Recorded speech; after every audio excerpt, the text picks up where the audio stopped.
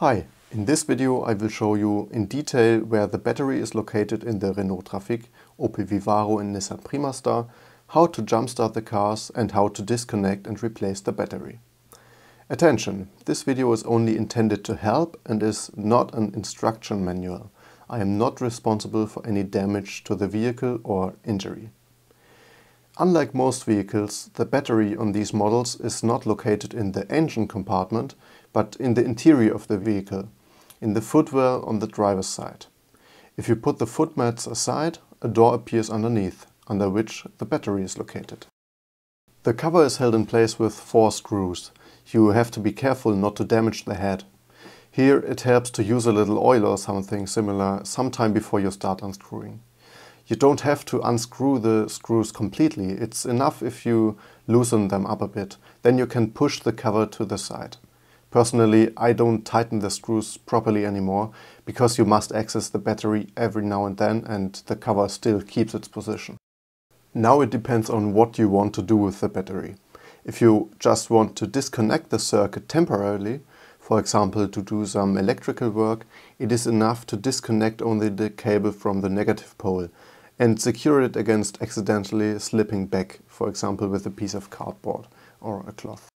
If you want to jumpstart the vehicle, of course the cables remain attached to the poles. At this point I must note that jumpstarting can cause damage under certain circumstances. Different websites recommend different procedures. On the website of the ADAC, for example, it is recommended not to connect the black ground cable to the negative pole of the battery, but to a clean metal spot on the engine block. If you have already made experience with this, I would be happy if you share them with us in the comments. I personally had no problems with it, and since the battery is not installed in the engine compartment, I will explain how to connect the cables to the battery directly. Again, I am not liable for any damage.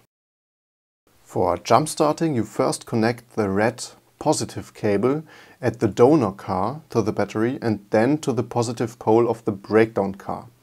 These models here have a splitter on the positive pole. The place for the jumper cable is such a flattened, up-bent nose on the splitter. Here at the arrow you can see it. If the red jumper cable is connected to the 2 positive poles of the 2 car batteries, you can connect the black one. Again, first at the donor car, then at the breakdown car. The negative terminal has no splitter on it. You can clamp the jumper cable onto this nut here. The donor car should be running all the time, otherwise it can happen that the battery is also drained. Once you have connected both cables, wait about half a minute to a minute and then try to start the car with the cable still connected. If this still does not work, you can wait about the same time again. If nothing happens after several attempts, the fault may not be with the battery and you should stop the attempts. Normally, however, the jump starting has worked and both cars are running. It's okay to let them run connected for a few more minutes. The ADAC recommends turning the car's ventilation to the highest setting to avoid voltage peaks. Remove the cables in reverse order, first the black, then the red. Once the cables are removed, the ventilation can be turned off again.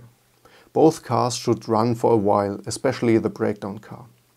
If one of the cars gives error messages, you should go to a mechanic to have the memory read out.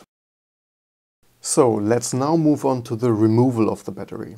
This is necessary if the battery is broken or has to be removed for charging. By the way, you can also charge the battery with a charger when it is installed. However, you should still remove the cables from the positive and negative terminals, so the car should be disconnected from the battery. Otherwise, expensive damage on the onboard electronics can occur. The first step in removing the battery is to disconnect the cables from the battery terminals. If you don't install a new one right away, you have to keep in mind that the central locking system won't work without the battery. I then unlock my car, open the driver's door, lock it, disconnect the battery and then lock the driver's door with the key, which is still open. To remove the battery you will need a ratchet with a 10mm nut to remove the cables from the poles, a piece of cardboard or some cloth to keep the cables from accidentally slipping back, and a ratchet with an extension and a 13mm nut for the battery's locking screw. So first you disconnect the cables from the battery. First black, so negative, and then red, so positive. The splitter on the positive pole is clamped down on the battery like this.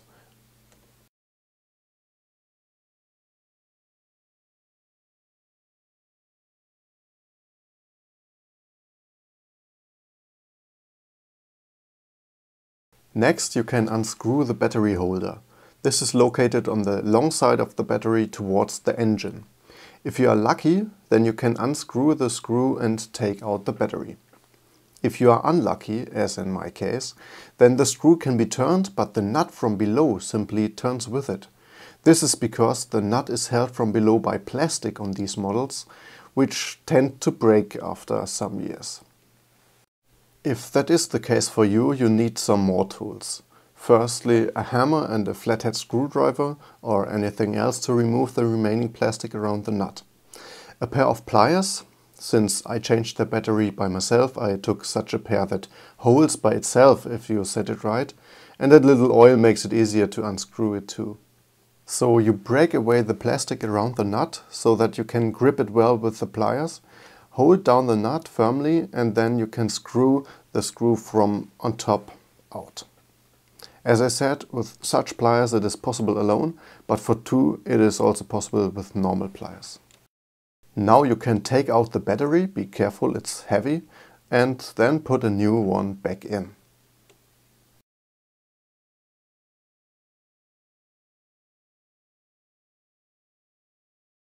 Now you can reattach the battery holder and then the cables to the two poles. First the positive pole, then the negative pole. So vice versa as in the removal.